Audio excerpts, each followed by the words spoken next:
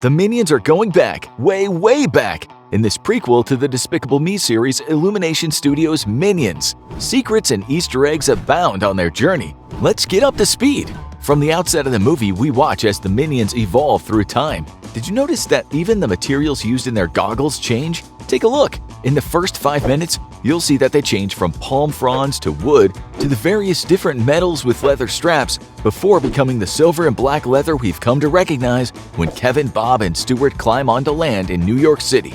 Yes, Kevin, Stuart, and Bob are the three main minions who leave their tribe in search of the big boss that gives their species meaning. Did you ever have a hard time keeping them straight? Here, I'll help you. Kevin is the tall one, the short one with one eye is Stuart, and the short one with two eyes and a fondness for teddy bears is Bob. To help you remember that Bob's the one with two eyes, just think of the letter B for Bob on its side. Kinda looks like a pair of goggles. Anyway, there's something else I really should point out about Bob. I don't know if you realize it, but he has heterochromia iridium.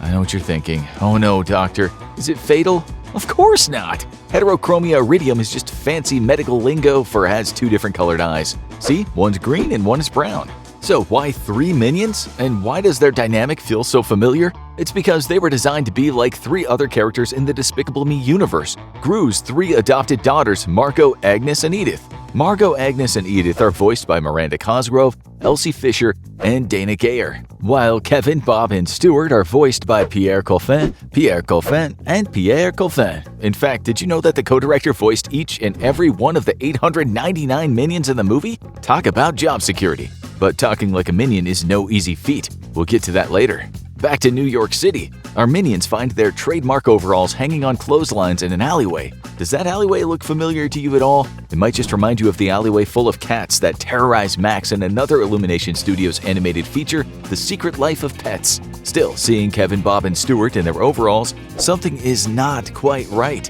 Something's missing.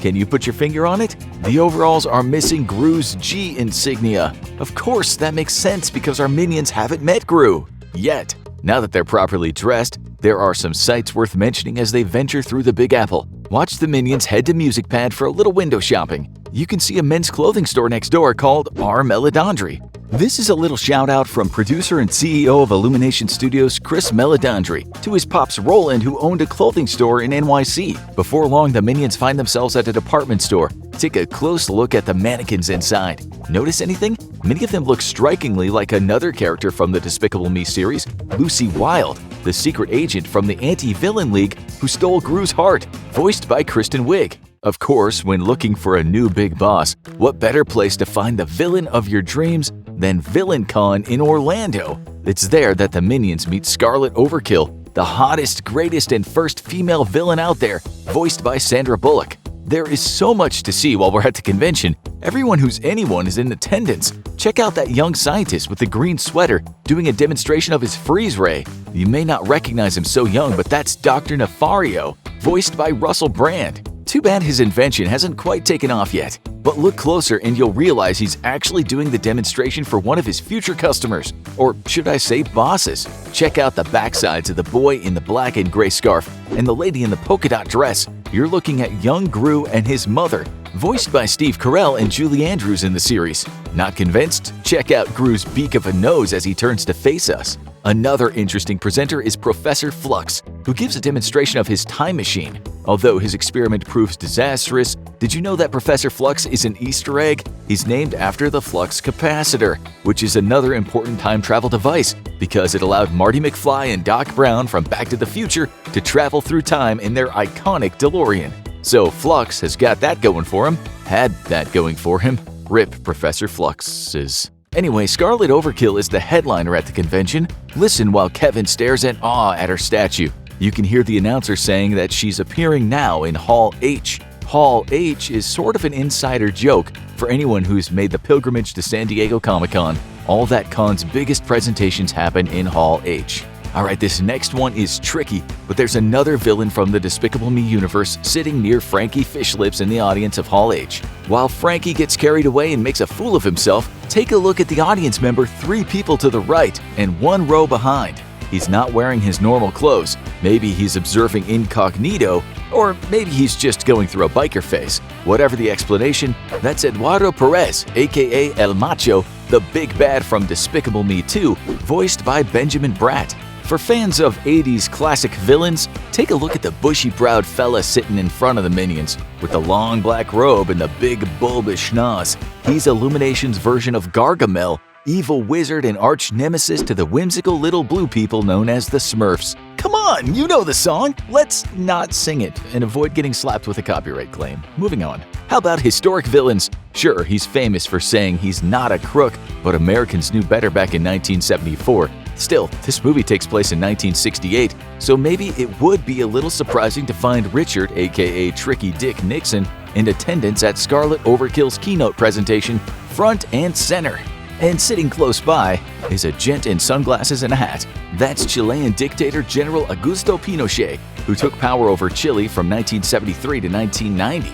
See, kids, it pays to stay awake in history class. The big reveal during Scarlett's presentation is that she's looking for new henchmen, and of course, Kevin, Bob, and Stuart prove they're the right minions for the job. How do they prove it? By stealing a ruby right out of Scarlett's hand. Did you notice that the ruby in her hand is a priceless stolen gem? If not, you weren't paying close enough attention during the car ride to the convention with the Nelsons. At one point, Tina Nelson, voiced by Katie Mixon, shows Kevin a magazine spread of Scarlet Overkill. Looking at the page on the left, there's the ruby and a headline that reads "Stolen Ruby Still Missing." The ruby is also framed in a silhouette that pretty much guarantees everyone knows who's to blame. Scarlet obviously doesn't mind the attention.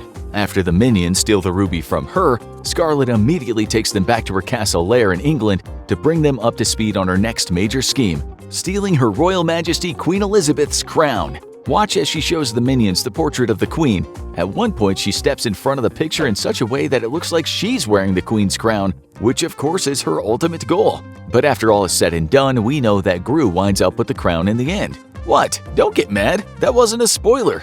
I mean, sure, you see Gru with the crown at the end of this movie, but that crown's been featured in another movie all along. Go back to the original Despicable Me. Remember when Gru comes to tell his minions that the Bank of Evil is no longer funding his plan to steal the moon? After a lovely little gesture from Margot, Agnes, and Edith, the rest of the minions scrape together everything they have in order to make Gru's dream a reality. Aside from the piggy bank, loose cash, and a watch, amongst other things, in one shot you can clearly see that the minions are bringing the Queen's crown to Gru.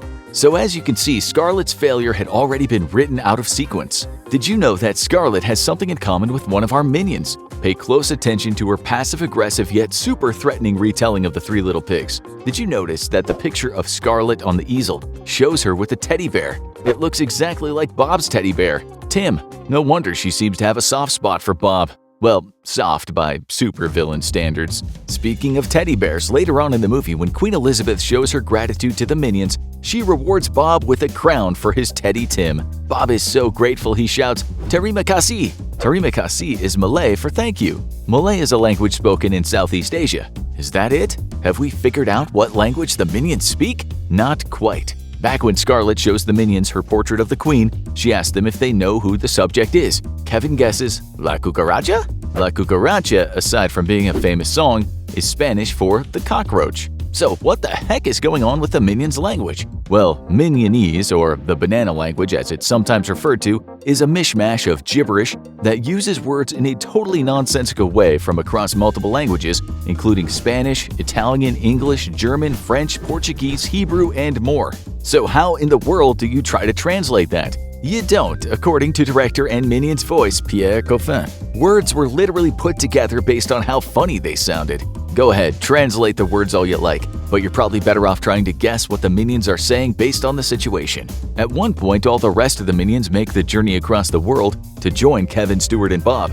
In their travels, they come across an old friend, not an old friend of theirs, but an old friend of ours. Listen closely when they're hanging off the left wing of the Air Britannia jet. It's a little hard to hear against the end of the song The Letter by the Box Tops, but you can hear a scream just before the scene changes. That scream is none other than the Wilhelm scream from 1951's Distant Drums. You might not have caught it the first time because the filmmakers pitched it up, so it would sound like a Minion scream. Sneaky. There's also a fun little Easter egg to be found for cinephiles in the tribe's travel montage. At one point, the Minions find themselves wandering into the frame of a movie shoot in progress, making the director very angry. Well, that director looks a little like legendary director Stanley Kubrick, and what he's shooting is the basis for a real-life conspiracy theory that claims the 1969 moon landing was a fake and that Kubrick was involved in directing the footage. That's not the only Kubrick Easter egg in the movie. Herb Overkill, voiced by John Hamm, is Scarlett's husband. Like Dr. Nefario, he has his own lab filled with dangerous inventions and weapons.